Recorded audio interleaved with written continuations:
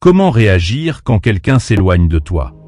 2 stratégies puissantes pour garder ta dignité et reprendre le contrôle. Il arrive parfois que quelqu'un commence à s'éloigner de toi, à te prêter moins d'attention. Ce genre de situation est douloureuse, troublante, et laisse souvent un vide que beaucoup essaient de combler dans la panique. Mais au lieu de courir après cette personne, de t'oublier pour la retenir, respire.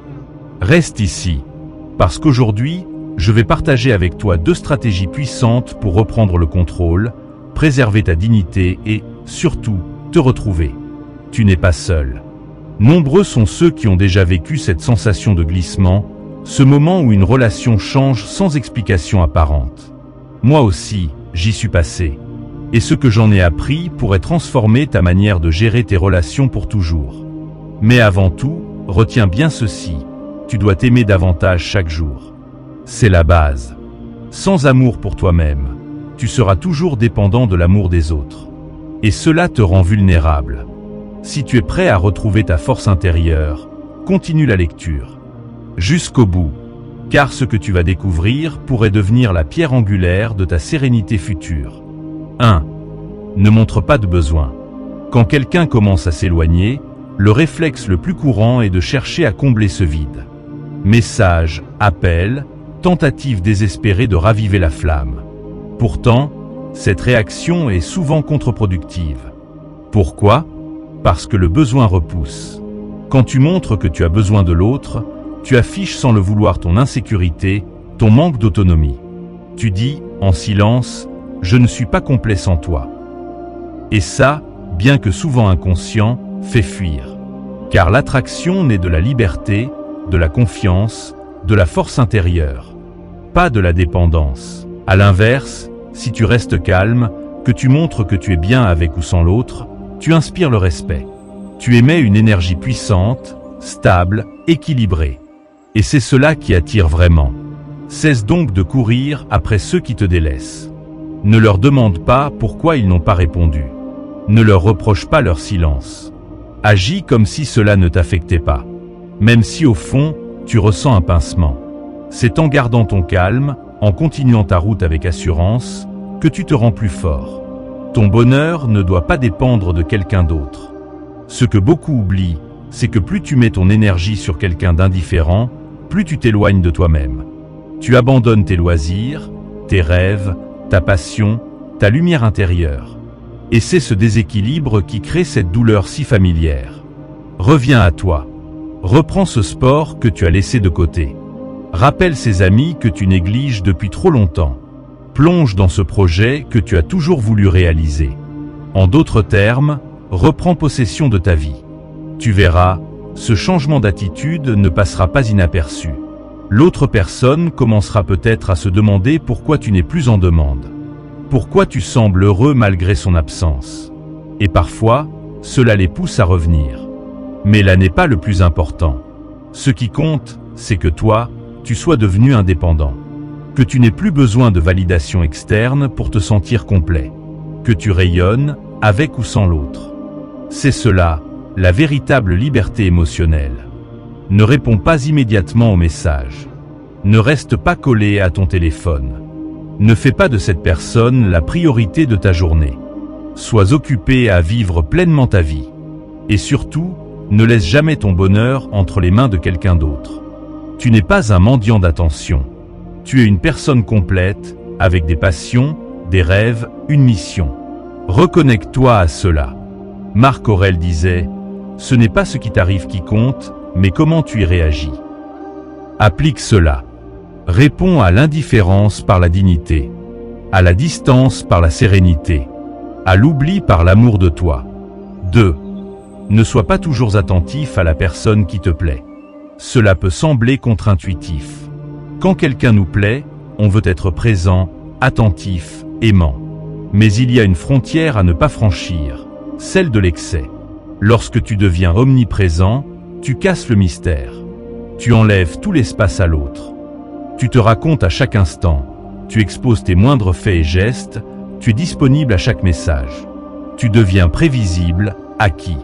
Et l'intérêt, lentement, disparaît. Une relation saine demande de l'espace, du souffle, du rythme. Si tu veux maintenir l'intérêt et surtout garder ta dignité, tu dois cultiver ta propre vie. Reprends tes activités, tes passions. Continue d'apprendre, de sortir, de créer.